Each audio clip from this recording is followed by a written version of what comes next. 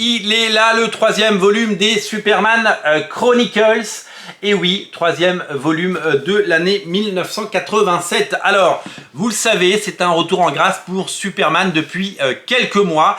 Nous avons droit à ces magnifiques Chronicles qui ont remporté un succès. C'était pas à gagner pour Superman qui a toujours eu beaucoup de mal en France. Beaucoup de séries ont soit été abandonnées, soit tout simplement jamais publiées.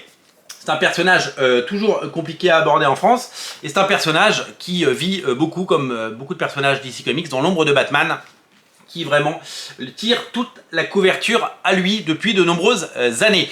Les films ont marché, Superman, le personnage est très connu, mais le lectorat en France a toujours été confidentiel, et on est ravis et on se réjouit de voir que grâce à ces intégrales et grâce à des sorties comme le Superman les 4 saisons, For All Seasons, sorti en début d'année, ou d'autres titres déjà sortis, remis au goût du jour et remis en avant régulièrement. Je pense évidemment au Superman Secrète Identité de Kurt Busiek et Stuart Immonen, qui est un chef-d'œuvre. Et bien grâce à ces récits de toujours, eh bien nous avons une bibliothèque de qualité sur Superman, et ce sont des titres que je vous recommande chaudement. Cette nouvelle intégrale nous présente donc la suite des épisodes de Monsieur John Byrne, mais il n'y a pas que du John Byrne, puisqu'il y a des dessinateurs invités qui viennent faire bien de nombreux épisodes sur les nombreuses séries.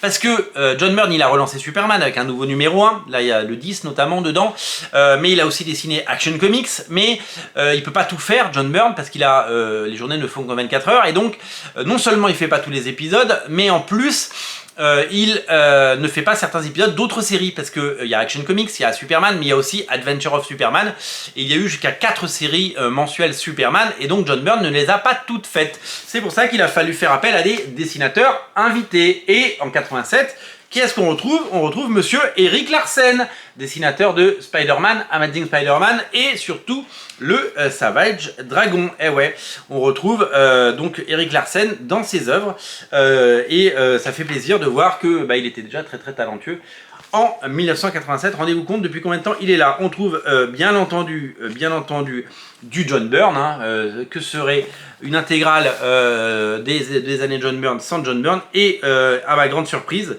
un épisode que je n'avais pas, on trouve un épisode, c'est un annual je crois, dessiné par Monsieur Arthur Adams, et ça c'est absolument magnifique, tout comme nous avons eu le plaisir de découvrir dans les pages de Flash Chronicles un épisode de Travis Charest, et bien là on a un épisode dessiné entièrement par Monsieur Arthur Adams, et ça fait plaisir. 432 pages pour une intégrale magnifique, une intégrale vivement recommandée, une intégrale incontournable, une intégrale qui fait plaisir, une intégrale que je vous invite à retrouver évidemment en lien en descriptif de la vidéo, et une intégrale que je vous invite bien entendu à redécouvrir en boutique à Paris au 49 rue La Cépède. On ne dira jamais assez, venez découvrir ou redécouvrir notre boutique qui a bien besoin de votre visite.